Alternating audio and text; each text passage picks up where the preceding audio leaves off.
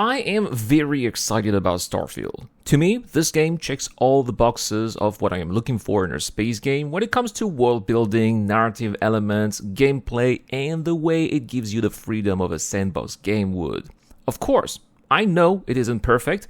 There are a few things that I wish were a little different, like for example seamless space to atmosphere transitions, a less arcadey flight model, or the characters themselves, which do indeed look a little bit old-fashioned Bethesda character-like, but based on what I've seen at least from the previous games. However, none of that is going to prevent me from fully enjoying the game, and I think that's because I have in the past enjoyed many games that did offer similar characteristics, Freelancer being perhaps the most famous example. I have, however, spotted throughout all of the recent videos that were shown to us a few features that do feel off and that I hope will eventually change further down the line, either via an update, a DLC, or just some mods. Here is everything that feels wrong in Starfield, according to me at least. Number 5. Space is too colorful. I really do not like this fashion in space games to put such colorful backdrops at pretty much every location. I get it that every system would feel more repetitive if the background was pitch black, but it would at the same time feel more realistic. This is something that Elite Dangerous has done well in my opinion, and sure there are colorful locations in Elite 2, but these are only near or in the game's nebulae, or based on your point of view towards the galactic core. In Starfield, everywhere seems too colorful in space, and again, I am not questioning the aesthetics, it does look phenomenal. I am questioning the realism, which will in turn affect my immersion because I will end up ranting about it instead of enjoying it as I should. Number 4. Every ship looks like a big ship.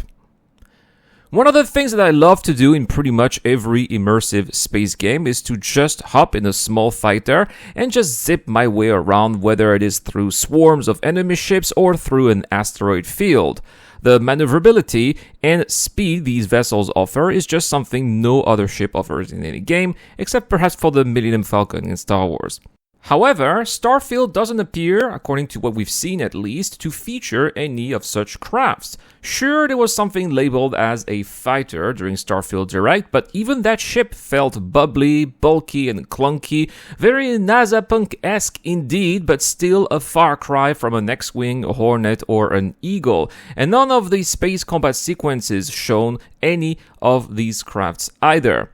Now, this doesn't mean that we won't be able to design such ships using the bespoke ship configurator, but again, none of that was shown, so I'll go with the likelihood that it just isn't something that we'll find in the game.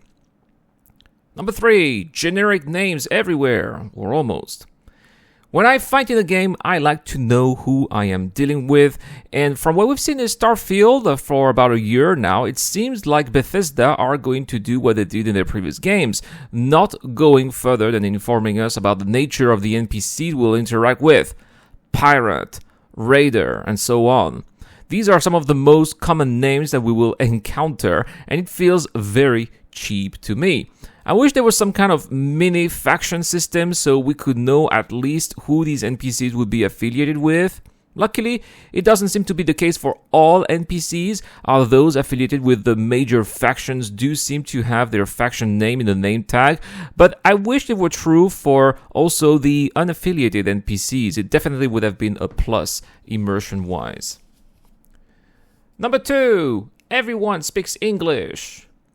Humanity is incredibly diverse when it comes to cultures, habits, looks, or languages, and I don't believe that these differences will disappear in a mere 300 years. Sure, they will probably fade, blend, or adapt in a more unified yet spread out human race, but I can't imagine they will completely disappear in such a short amount of time, and yes, at the scale of humanity, 300 years is a short time. Now, I do appreciate that the NPCs have different accents. We can definitely spot these accents in the trailers, different kinds of accents of the English language, of course, but there are also people with French accents. I probably should stick to professionals anyway. Italian I get to accents, stand near you, breathing. Slavic accents. Uncover the source of and it also all. Eastern Asian accents, which indicates that they were people from various parts of Earth who were able to leave the home planet and make it out into space. But everyone we've heard so far spoke English, and while English is undoubtedly the lingua franca of our day and age, nothing indicates that it will be the case in 300 years, just like 300 years ago, French was the lingua franca.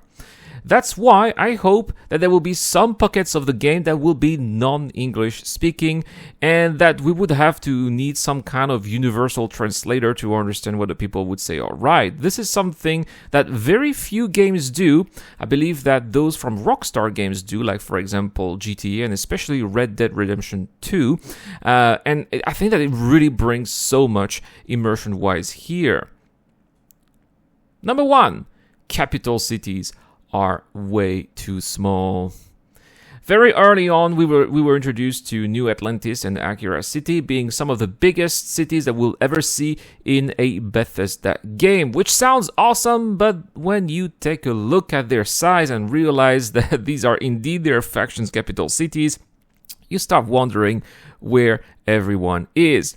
Akira City looks more like a rural town than anything else. New Atlantis would be a city of lesser importance where I live here in Taiwan based on its size. And when we look at the star map, it doesn't seem like there are any other settlements. So where is everyone? Have the billions of people that populated our homeworld perished? Has only a mere fraction, lucky fews, made it out alive? Has humanity evolved so much that our species now only needs a few million of us across the stars to sustain itself and progress?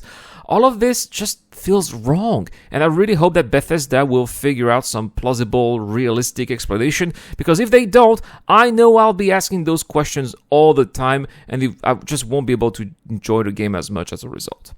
Anyway, this is what I believe it feels wrong here in the videos that we saw. I hope that Bethesda or the modding community will be able to fix those issues or at least find some solutions. I guess that only time will tell. But let me know in the comment section down below, what are you the most excited about Starfield, and what do you think you have the most doubts about as well? I believe that this could generate some really interesting conversations in the comment section down below. Thank you so much for watching, guys. I've been Irad. Shout out to Dr. Fobin, Deplorable Infidel, and Zero Crusher. I'll see you guys later.